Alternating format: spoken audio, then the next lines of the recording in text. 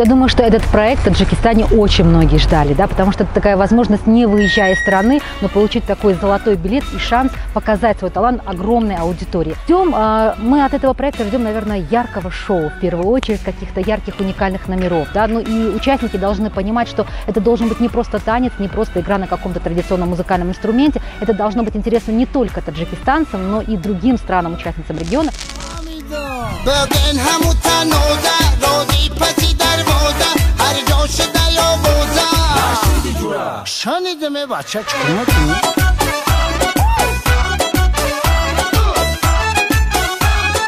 Это интересный конкурс, который может открыть много талантов. Мы в ближайшее время зарегистрируем Кадами Курбона в конкурсе и будем готовиться к нему. Акай Кадам – талантливый человек, у него уже есть своя публика, постоянные поклонники его творчества как в нашей стране, так и за ее пределами.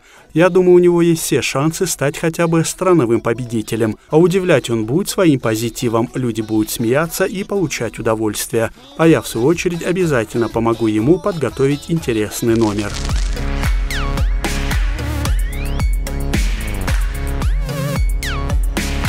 Если бы я участвовала, то, наверное, я бы участвовала с вокальным номером, потому что мне бы хотелось, чтобы меня уже знали не только как личность, которая хорошо считает, но также как и личность, которая в музыке, которая поет.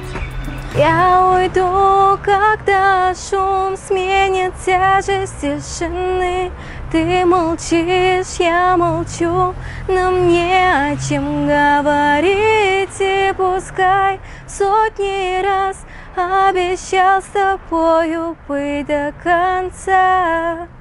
Соврал, соврал, соврал.